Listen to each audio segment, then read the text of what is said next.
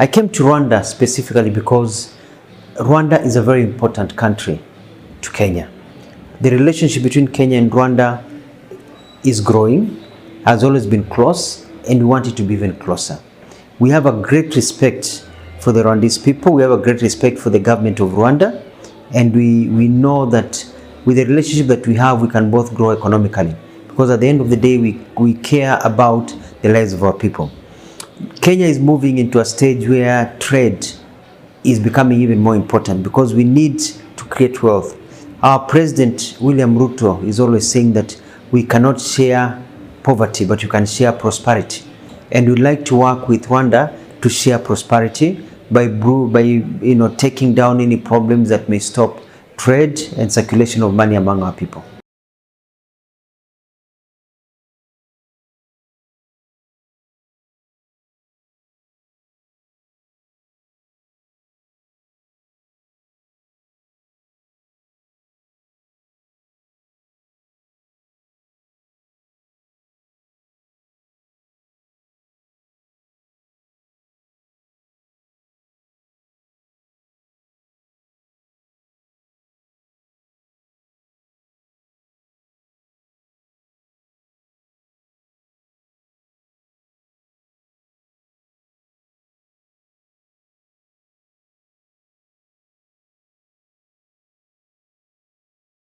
Yeah, I think it's also because we believe in democracy, and we believe in nations that believe in democracy and the right of people to choose. And Kenya has shown to the world that we can actually hold a contested, highly contested and close election, and people accept the victory of one person and tell the other one, huyu ameshinda, this is our president now, let's move on with life, let's make money, and let's let our children grow and want peace and stability. So I think it's a good lesson for the rest of the African continent that you can run an election, the winner is the winner, and life moves on.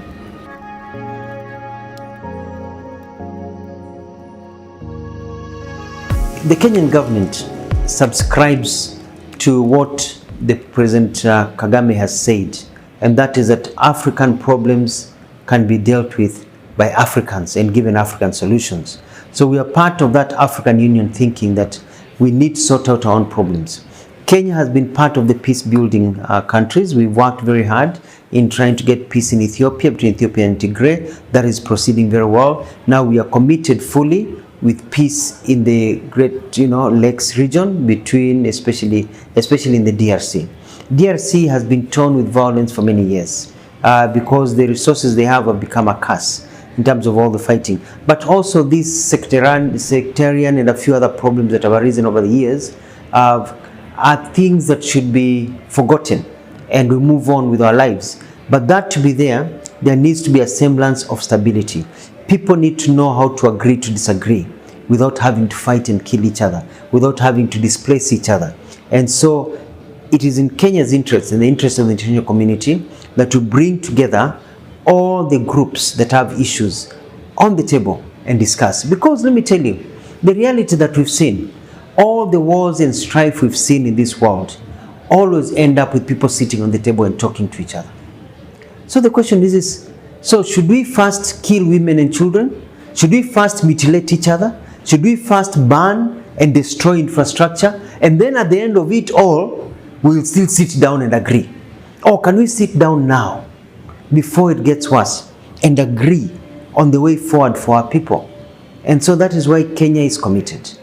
Kenya has already sent troops as part of that EAC planning, so that those troops can be peacekeeping and also enforcement troops to ensure that there is no more fighting even as the talks continue. And Kenya has said we are ready even to host all the groups in Kenya. Let's sit down and talk. We are all brothers and sisters. We are all the same. In Kenya we say that all of us came from the Congo. Everybody came from the Congo and migrated. Some stopped in Rwanda, some stopped in Uganda, others in Tanzania, others made it to Kenya. We are all from the same tree, from the same fruit, from the same roots. So why are we fighting and killing each other? We have, as Africans, to be able to have maturity in our politics, to say that we can agree to disagree and sit down and work through issues. Let's be a good example. We see what is happening in Ukraine and Russia. We see what's happening in parts of the world. We can show that we can be better. And I think it is possible, and we're very optimistic about it. Yeah, I'm convinced that the issues in Congo with the rebel groups, with the other issues in Congo can be resolved by people sitting down together. And then everybody is happy. And that will bring peace and stability in the region that is badly needed.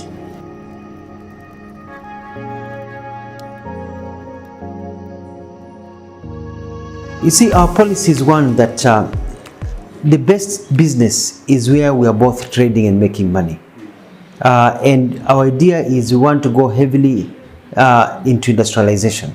We want to manufacture. Why are we buying toothpicks from across the seas?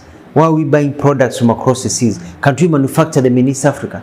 Can't Rwanda be manufacturing items that instead of being imported from Europe, TVs, they can be imported from Rwanda? Can't Kenya produce cars? So we are not getting cars from overseas, we're getting the cars made in Kenya across our region. Why can't we make our own products here and export them to the rest of the world?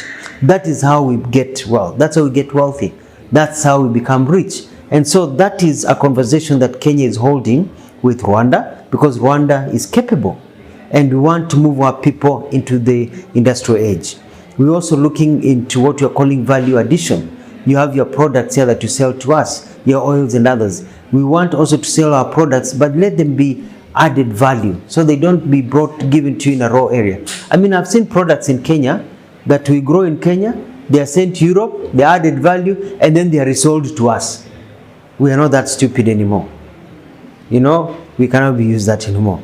We are going to sell them our products when we've added value, so we can make more money and have more money in our pockets. So we want Rwanda and Kenya to work together in that format of industrialization, because that will supply products, we'll get more money in our pockets, and provide jobs for our young people who are the majority in our countries. If you look on the ground here, you see where those guys are.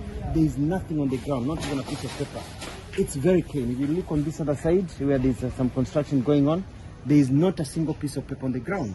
And it's very clean. And this is not just in the main area down. This is basically everywhere you go in Kigali. You go to the suburbs, you go to the poor areas everywhere. It's very, very clean. I think Rwanda has a rapid development program. The President Kagame is very focused on doing things right. You know, Kigali is a very clean city and very organized city. You look at how you can register businesses. You've been able to effectively cut red tape. You know, you've cut unnecessary bureaucracy. There are lessons we can learn from your country to speed up the way we do things in Kenya. And then we're able now to trade more, because at the end of the day, we have our own economic program. We call it the plan. It's called bottom-up approach.